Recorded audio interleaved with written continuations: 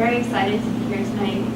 My name is Rebecca Frazier, and like our wonderful host introduced, I am a psychology and cognitive science double major with a minor in WGSS, which is Women, Gender and Sexuality Studies, and Leadership. So today my talk is called Can She Ever Be the Man? And so today we're going to be talking a little bit about what it means to be the man in our society. So being the man frequently does not involve being a leader.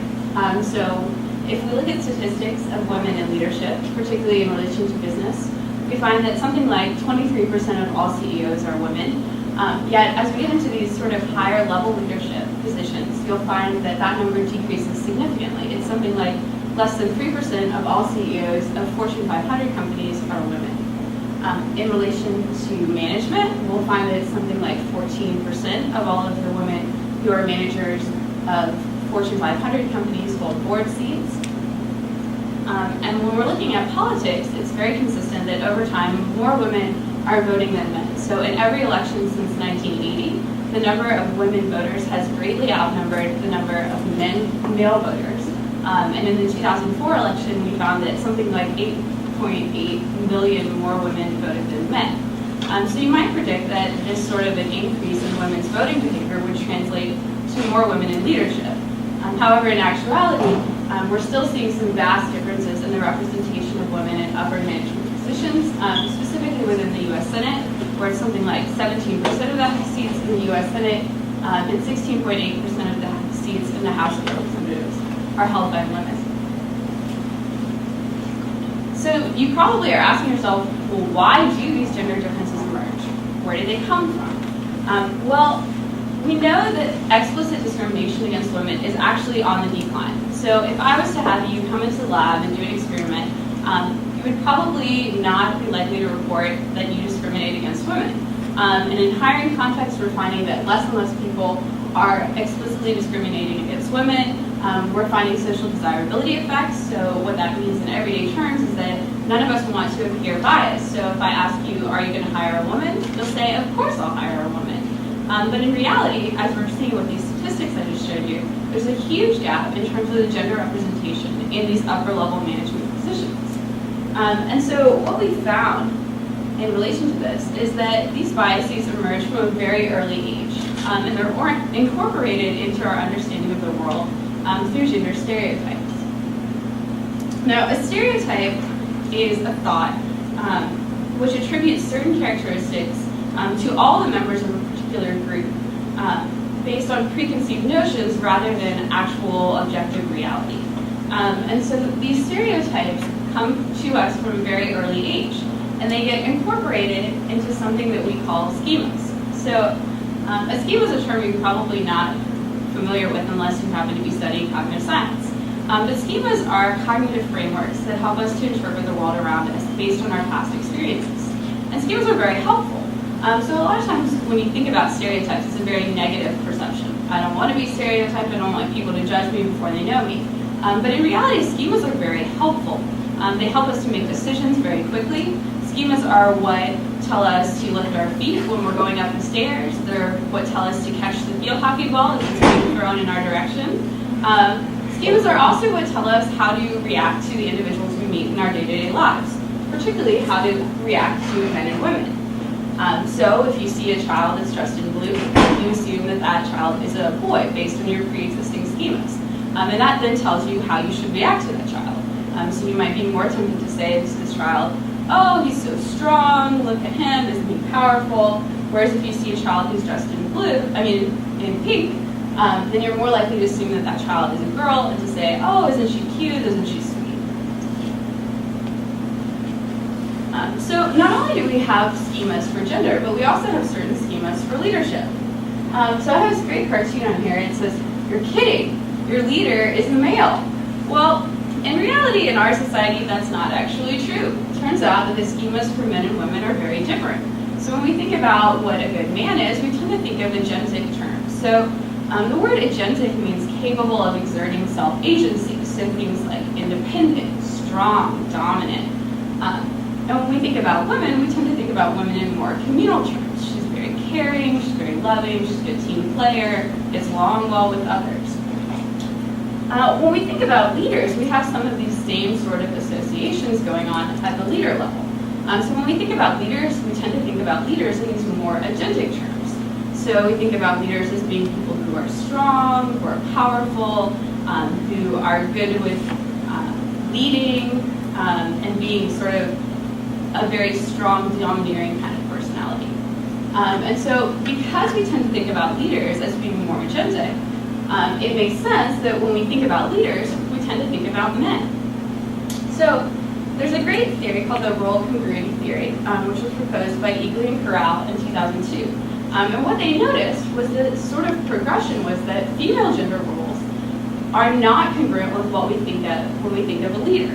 And because of that, it makes it more difficult for us to actually view women as leaders. So there's a lot of research out there that suggests that cognitively, not only is it sort of unusual for us to perceive women as leaders, but it's actually harder for us to encode information that we get about women as leaders. So it takes us longer to process that information, we can't remember it as well, because it's very incongruent with our expectations.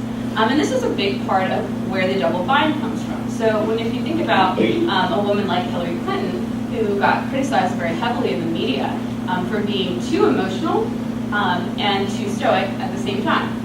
So if she cries, then she's too much of a woman. But if she is unemotional, then she's not a real human being anymore. So that's why it's really difficult for women to succeed in leadership. So what I really was interested in this experiment was looking at how these sort of subconscious biases play out in a leadership hiring task. So I wanted to be able to apply this to a real world setting and look at what's going on in hiring today. So past studies have shown that associations from gender can actually interfere with our ability to recognize a particular individual as a leader. And so what I wanted to do in my experiment was to look at how people's leadership evaluations would change after they found out information about the gender of a potential applicant for a job role. So the basic design is pretty straightforward, and I'll walk you through it. So you start off with 6 gender-neutral resumes. There's no information at all about the gender of the applicant, and each of the participants are asked to evaluate each resume based on a short questionnaire. So they complete a survey consisting of 3 subscales. One subscale has agentic ratings, so I would consider this person to be independent, they're strong, they seem to be very dominant in the work setting. Communal ratings, this person's a team player, they cooperate, they work well with others. And overall leadership ratings, so I feel like this person is a leader, they would be a good fit for our company, I would hire them for a leadership position. So they complete a survey without any information at all about the gender of their particular applicant. Then they receive a recommendation form for each candidate.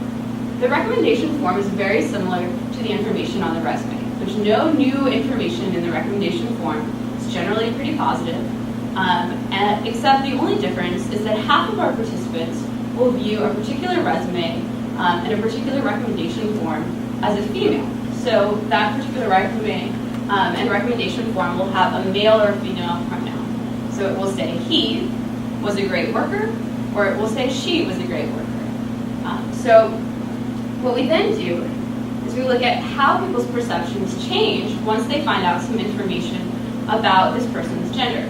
So we would expect there to be some change. You're getting a new source of information, it seems to be pretty positive, so we expect the ratings to go up a little. But what we're really interested in is the change between these 2 surveys and looking at whether or not people are going to rate men and women differently once they find out information about their gender. Well, what we found is that they do, in fact. So there was a significant main effect of gender on agentic ratings. So here you can see that when participants found out that a particular resume was a male as opposed to a female, they rated that applicant as being higher in these agentic traits. But where it really gets interesting is that not only were they rating them higher in the agentic traits, but they were also rating them as better leaders overall. So what this means for us kind of in the long term is that implicit discrimination still exists for the hiring of leadership positions. So we still are giving men a sort of bonus effect for being male when it comes to hiring for leadership positions. Now, it is important for us to talk a little bit about how applicable this is to the real world. Yeah, but so in the real world, you might find that these effects are true. We do have some concerns. We do know from past research that it's likely that these effects would increase with stress. And so that's a future study that we're going to be looking at in the next couple of months.